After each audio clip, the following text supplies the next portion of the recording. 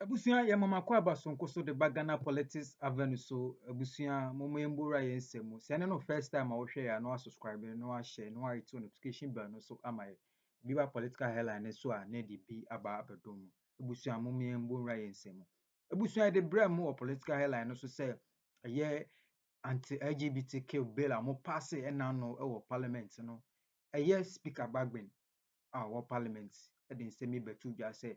say bill no de say omo de omo consider enoma bi wom and I say some consideration bi say ebem and I say omo pass bill no fufuro eno na eye minister of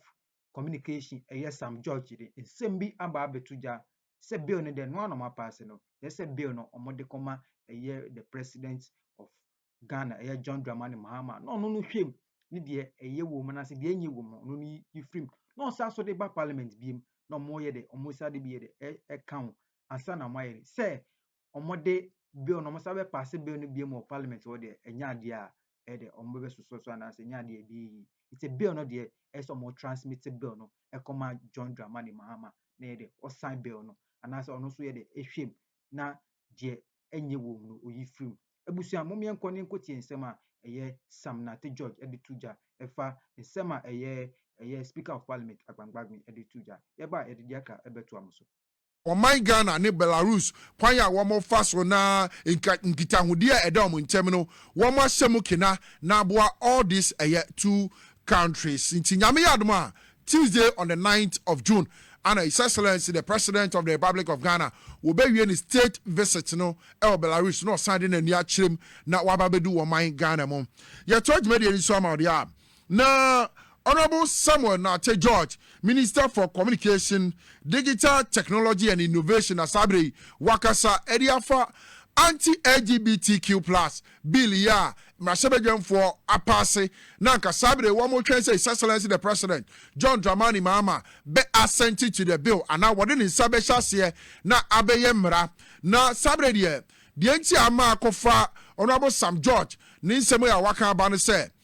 the Speaker of Parliament, right, Honorable Alban Sumana Kingsport Bagbin Akasa de Afan say, the bill should be reconsidered in the Parliament House. Nanka wamu yensi say ahudo bebirea and ubetimi abua na billy finally wama passing on Penny John Dramani Mama did in Sasha here. Nelso someone at George, Communications Minister, and a member of Parliament, the man Ningo Pram. Wakasa said there be one of the one a speaker Enko Benkrum, Mrasabegam for the Omunimane say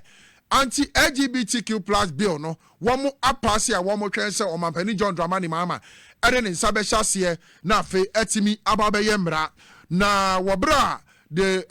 communications minister someone at George Ekasa ewo eye Mrasabegam na the fourth African interparliamentary jumedie course wo Mrasabegam no what the sense semi to dwa me pese yenko na yenko tie wo no agasa ne nsem odi to dwa wo ba e better mediation. I think that the only role that has today is to transmit the bill to the president. When it goes to the president has indicated that he will want to have scrutiny of the bill. The Constitution spells out the steps the president can take to scrutinize the bill. He has a number of days after it's been transmitted to him to report back to the House and say, I have no objection. I'm signing it. I'm assenting to it. If he has an issue, he can write back to us and say, I have an issue with this provision, that provision. Parliament should reconsider it with his recommendations. He can't just give issues. He must make recommendations through his Attorney General. Or he can refer it to the Council of State for advice and notify Parliament that I've sent it to the Council of State. There's a number of days for all of this. I think the longest is the Council of State one, which takes 30 days for them to come back to him. If he has an objection, he has 14 days to indicate so. If he has no objection, 7 days to indicate so. I think that that's where we are. Parliament should transmit the bill, warts and all, irrespective of whatever drama may have conspired. Parliament has done its job because the act of a rescission of a passage of a bill is alien to our standing orders. Everything that we do in this House, Parliament is a house of rules. If it was, respectfully to Mr. Speaker, it's not a house of appeals, it's a house of rules. And so if there's no rule in the rule book that gives us room to do what he wants to do, I'm saying that there's still a room in there the presidency can come back to us and say, Parliament, reconsider 1, 2, 3, and we'll have that debate on the floor and then send it back. Once the bill, if you read the rules of the House, after third reading, Parliament becomes functus officio. Parliament has no role again to play. So once the bill, after the third reading, that's it. We have to transmit it. Let's transmit it. Let the presidency come back to us with any challenges that they have, if they have. The speaker can share with the presidency any further challenges that he has, if he has, and let Parliament reconsider. But that's the only route I see here for any reconsideration to happen.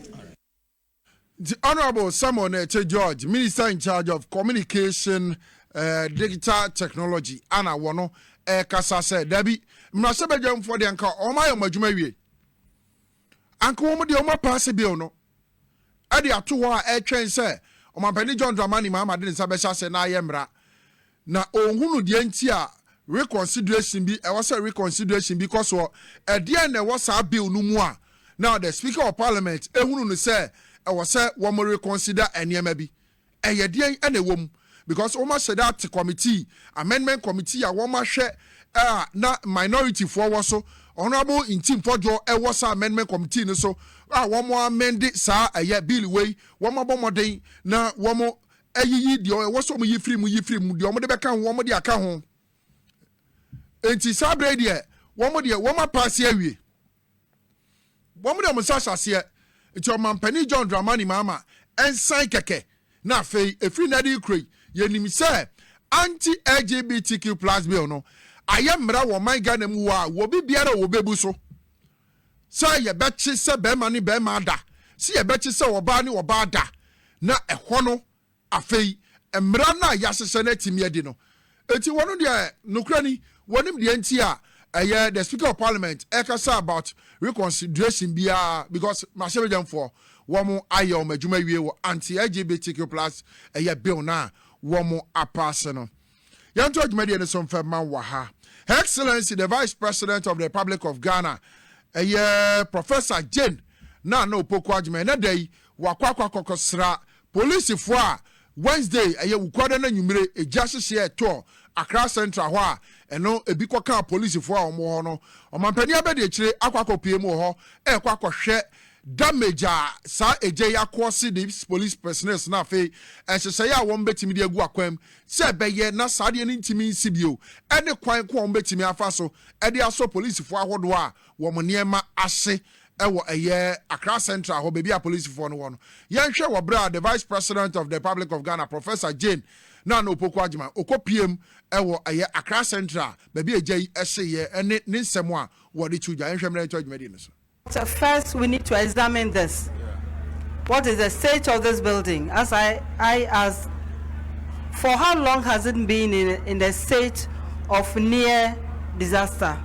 Who did what? We need to examine all of them because we'll need them going forward so we don't repeat the situation. We need to protect lives, and that is worth all the efforts. You see, my friends, there are times when rules don't seem to make a lot of sense.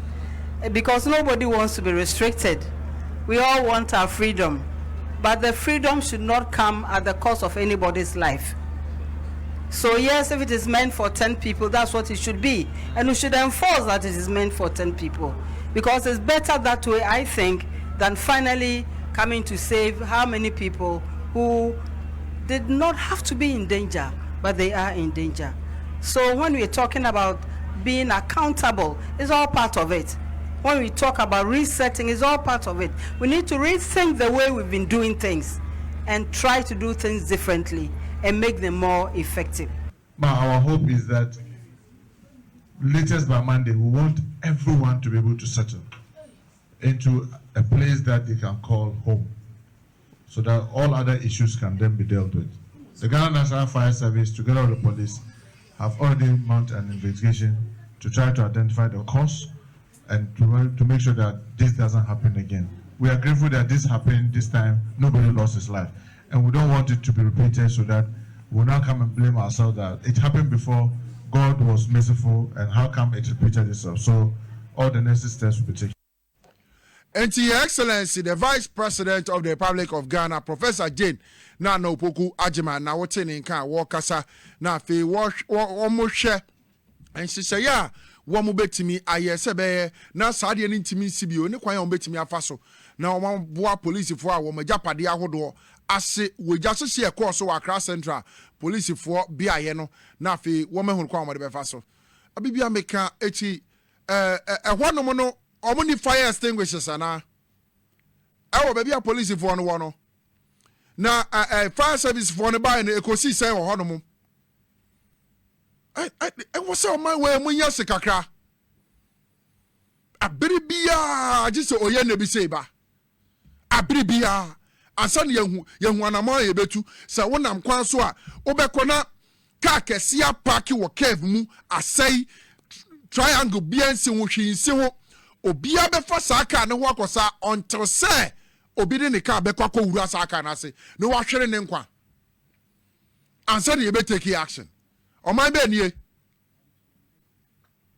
menka sɛ agya ntimi nhyehye but biayɛ ahodoɔ a yɛte ɛyɛ deɛ na yɛhia wɔ hɔnom sɛ ɛbɛyɛ na agya ntimi mmene yɛn biayɛ ahodoɔ a yɛte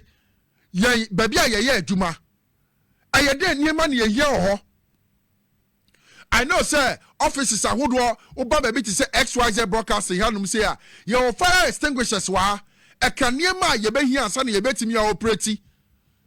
as a company as an institution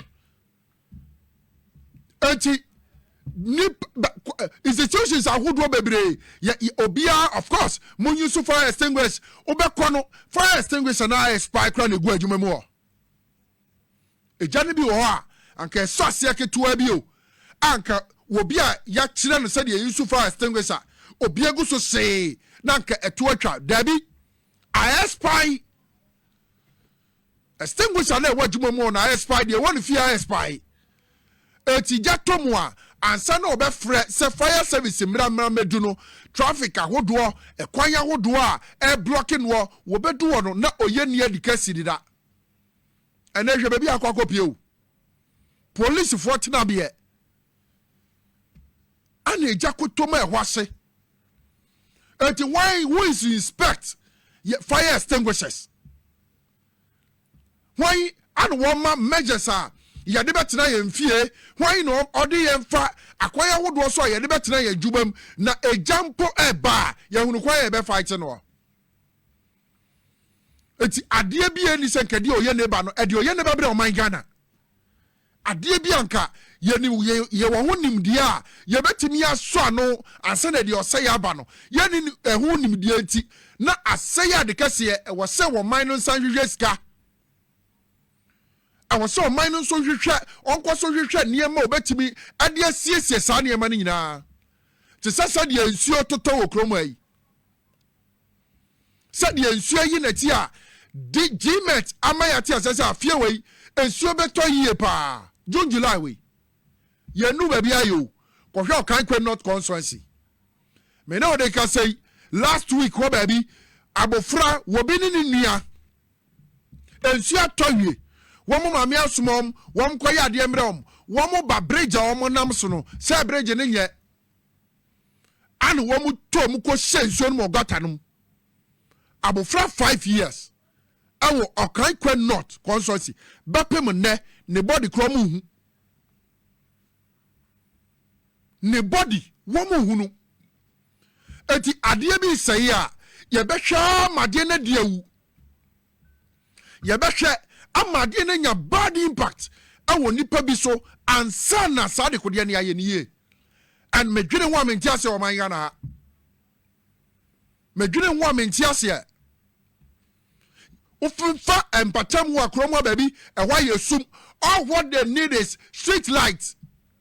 but until say akromfo be attack obi ho awɔ ne knife ayɛ na de bɔne bi na ayɛ kɛseɛ no ansa na obɛhunu sɛ mpanifo ɛde ɛyɛ street light akɔpem ho His Excellency the President why need you awie why awie eti no de wakɔtena sɛ MC ɛno nti ana assembly wo eno nti na panifo ahodo yɛde appointment asam on sasam hwɛ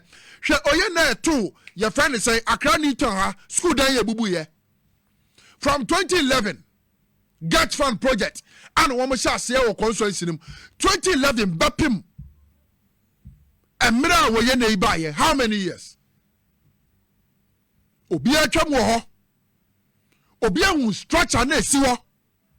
said ye na sugar emumra na emre pillars na ekuta story bi na to so be 3 mu obi ahu ye until say ebubu nkrofo so krofo na omo ya sorry down wo ho no obi anya ho hwe. That is the kind of country we live in. Obi anya ho hwe enti enhwe high procrastination ye be na ochina oh wei ene ye ma ye homre oh wei o de tobo ase age akum nipa 11 years ago ana June 10 see ye circle na jatom na ja synchrofor ensuo wura ya friend synchrofor tank mu filling station wa circle ama petrol baba bonten diesel baba bonten ana eja nam nsuo so mene ensuo nto the same place you na be say you cycle the same place you alajo ebeyi the same place you onima ebeyi since 1935 ana Ghana recording in the first major flood. How many years ni na independent cry enje no Sergeant for Kwame Nkrumah na wontimi nje independent ma Ghana ye 1935 bapim nei yati krom wa biaya hodo wa anke yebetimi ayi gatam yati krom wa biaya hodo wa anke yebetimi asi wo kwan se mani pensi ni dan ho Ramsar site ahodo ba sikani bre pesami kuminya corruption greed dia woti assembly wa odi bese nanum eti ye de paper brand wo hunu se sa paper we eye Ramsar site na paper we asasi we da obesan engineer ni sabe chance monko na monkosi mikosi factory wasi kona kosi enti nsuo to a ba bia nka be kwa kotai na nka etimi anom na efo ye ne ma no ya fili ho ya de anwea ne abo agu ho ade yesi factory ho yesi hotel ho Ablekuma West kohwe Ramsar site ho na fa wejagbawe babi a omo ye nchiri company ko omo friend say Pambros kohwe cement factory a yakosi wo Pambros Ramsar site babi a wo se nsuo kwotena enti se nsuo to na yi wo weja se nsuo to na yi wo Malam Johnson denti na enyu nsuo to na yi wo Dansoma denti na enyu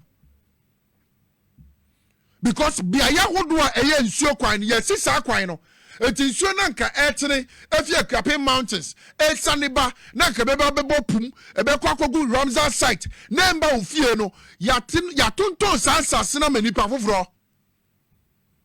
womu de esi omo dan womu de esi factories womu de esi niema hodo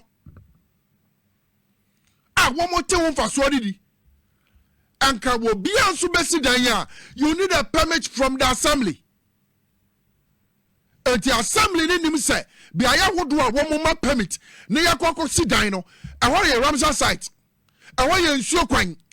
enti so osi a ensuo no betai kronum onim ba we yantwe obi aso minim so mampani John Dramani mama kapsa fa ho say assembly bia one massa permit ni bi wo ba woni pa wo ma permit no obeyi wadi ye twan se mampani wo beba bedu Ghana boko na sensema wo kan no ya hwe se ebeko sen ya na ewo se sa niema we bi nsi na nya asotwe ewo se niema we bi nsi na nya sam da ho enei me say ye we mu nyina ye gata mu nyina ye bola ye gatam because that's what production your friends say when so no me bite me to so mo yese mo be hu a wo bi kwa kokosi ni dan yo gata e wo ho no e ho no de ne gravel sagu wo si gata no e ho no de na anwe agu ɛwɔ man wɔ mu nsuo na ɛtotɔ yi eti sɛ nsuo no kwaa na ekodu gata na no na nipa no saa nyɛ na wahwie gu gata nim no saa nyɛ na wahwie ɛboɔ na wahwie gu gata nim ɛkɔpem no a ɛwɔ sɛ nsuo no firi gata nim na ewura ofie but mpanifoɔ bɛfa saa kwan no so nyinaa obiara nyɛ no hee ti me catch us sometimes wɔn man Ghana ha mbra na ɛnyɛ adwuma papa especially wo ni sika deɛ a ɛnyɛ adwuma koraa. Na wɔn mu bibi kakra wɔ mo nsɛm no deɛ mmerɛ wɔ man Ghana mu a they don't even know because bibi si a wɔ ni mpanin bi bibi si a wɔ sika wɔbɛtumi atua enti deɛ ɛnsɛm fata nkwa ne yɛbɛyɛ no wɔ kurom a kɔpem sɛ yɛbɛhunu deɛ yɛ ne yɛayɛ yɛbɛde nhyehyɛ yɛpɛ yɛ akyi na yɛbɛtumi aboa na wɔn man no akɔ so afa ne ntɛm apa bi de afira yɛn nyinaa yɛbɛbrɛ sɛ yɛo sɛdeɛ meka no ɔmampani ɔyɛ baako pɛ na bɛde akyerɛ yɛ baako pɛ eti the appointees a yɛde dwumadie ahodoɔ ahyɛ mo nsa the MCs the CEOs the MDs a wɔsɛ mo hwɛ na wɔn man fa ne ntɛm apa bi de fira sɛ mammoa na ɛkɔyɛ pɛ sɛ menkuminya ɛkɔyɛ magye adwuma matena so menhwɛ yɛbɛkɔ so abrɛ wɔn man mu sɛ yaw yɛbɛkɔ so abrɛ afie biara nsuo tɔ ɛbɛyi yɛn